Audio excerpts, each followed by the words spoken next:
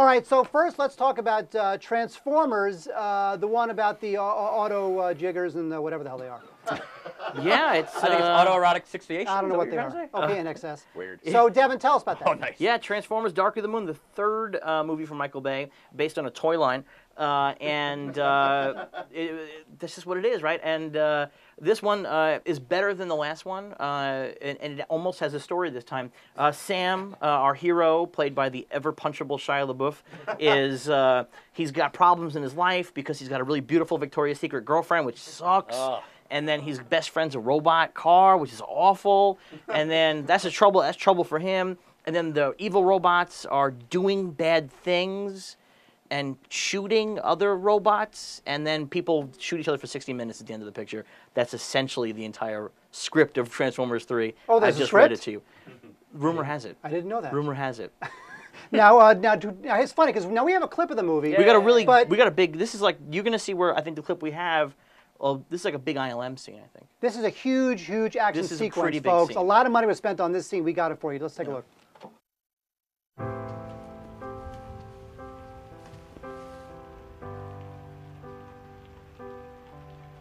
What is that? This is your new lucky bunny. Well, it's a beautiful thought, Carly, but I don't think it's the whole bunny that's lucky. You see, it's just this section here. You see, it's just the rabbit foot that's lucky. Well, it's just a good luck charm. Help you think positive. Today's important. Come on, get up. Hey, wear that nice tie. Yeah. You need any money for lunch?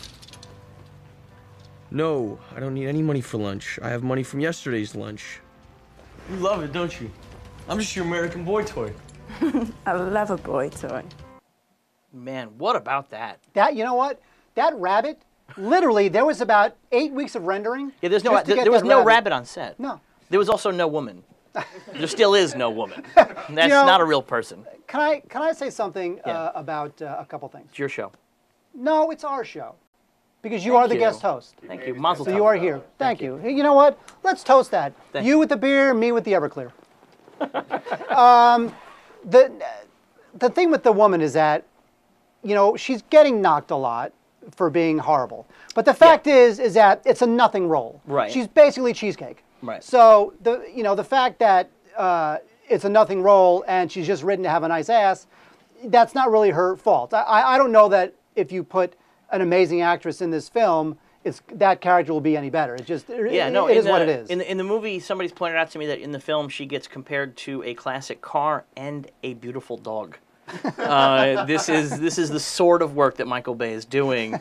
I think it's really impressive that he's really furthering the feminist cause in this way. In that the dog is gender neutral. We don't know which. It could be either. That's true. Either gender dog that she's being compared to. Very forward thinking. I think that's really positive. So. Well, here's the thing with Bay. You know, all the knocks on Bay, we share them too. I mean, obviously the guy is a car fetishist, he's a woman fetishist, he's an explosion fetishist.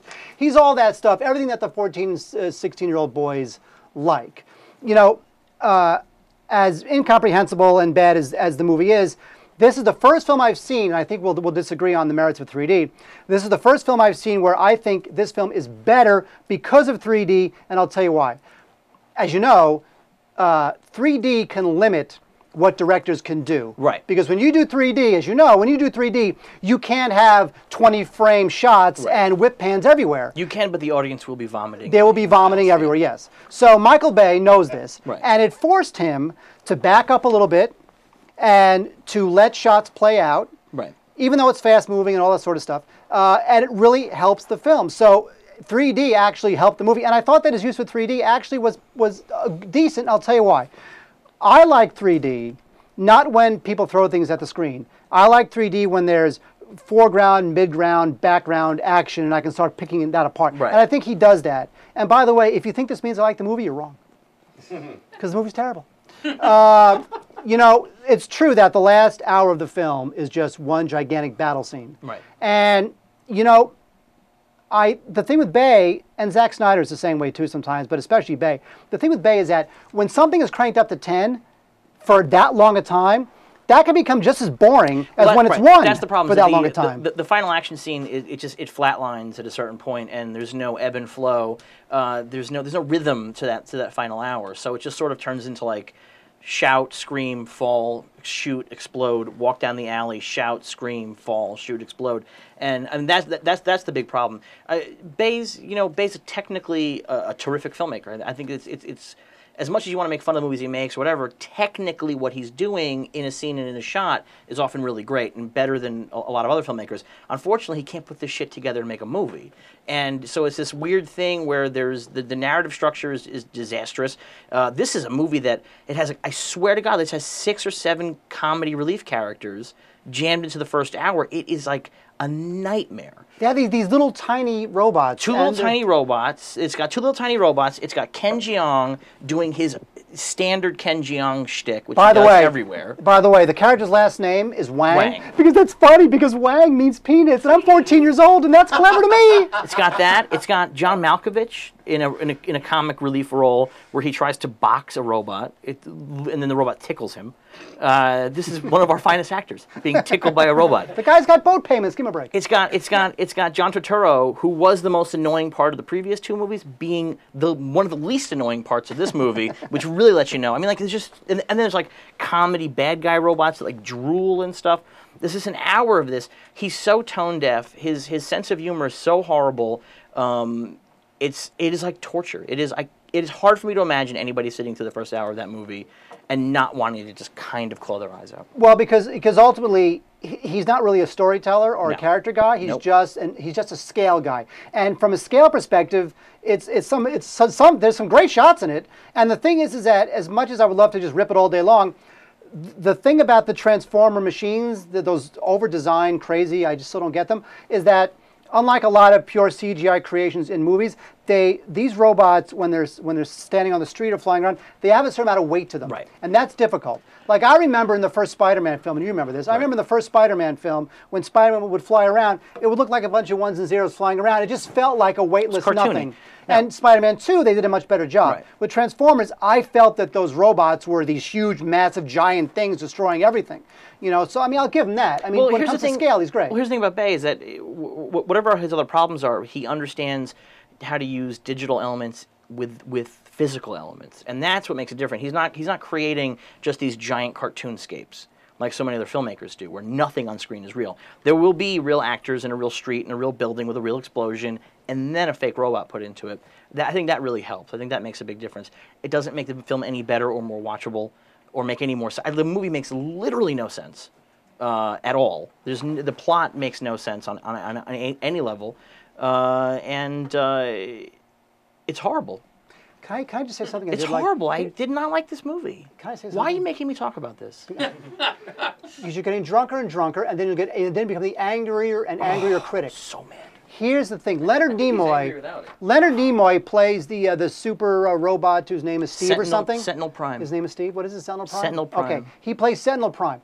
Now, there's at least 4 Star Trek references in the film, mainly because they're both Paramount properties. Right. Let's sell DVDs, folks. Well, and also because Michael Bay's so ham-handed that like showing Mr. Spock on a TV screen is his idea of like that's so meta for him. Oh, this is like an Easter egg. Yes. It's actual footage of Spock on a TV screen. But, you know, there was a line in the movie, and you remember this, you heard it, there's a line when Leonard Nimoy, as Steve the Robot, whatever his stupid name is, he says, literally, the needs of the many outweigh the needs of the few.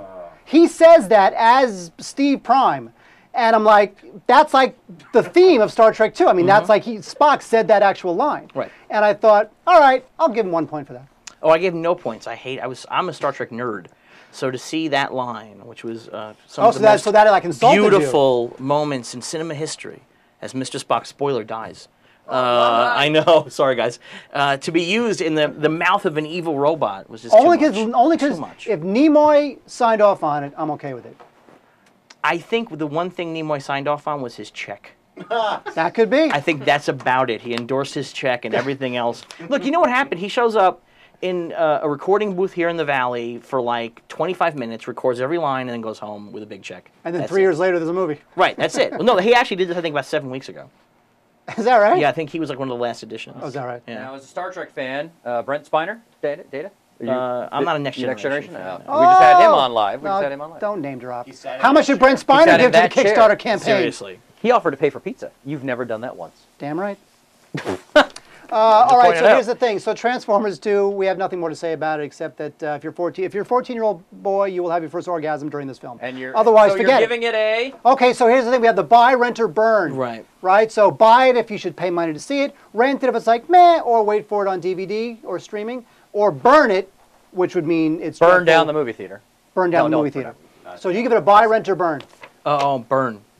Burn this motherfucker. Devin Faraci gives it a burn. Mark apparently? I apparently have given it a burn as well. Because it sucks. It's shit. How come he gets to swear? Everybody gets to swear. Every time I swear, Mike yells at me. You can swear now. Don't swear. You can swear. Huh? When did you swear? That's the point. I don't swear because Mike says make sure you don't swear. No, there's statistically proven that you get more money by swearing. So feel free. Really? Fucking A. Oh, no, but you can't swear. Don't do that. Oh, what? See, that's what I'm talking about. We have sponsors watching. Why would you do that? I get no respect on this. I'm the bad boy. I swear when I have a beer. So, see, he's even worse than me. I know.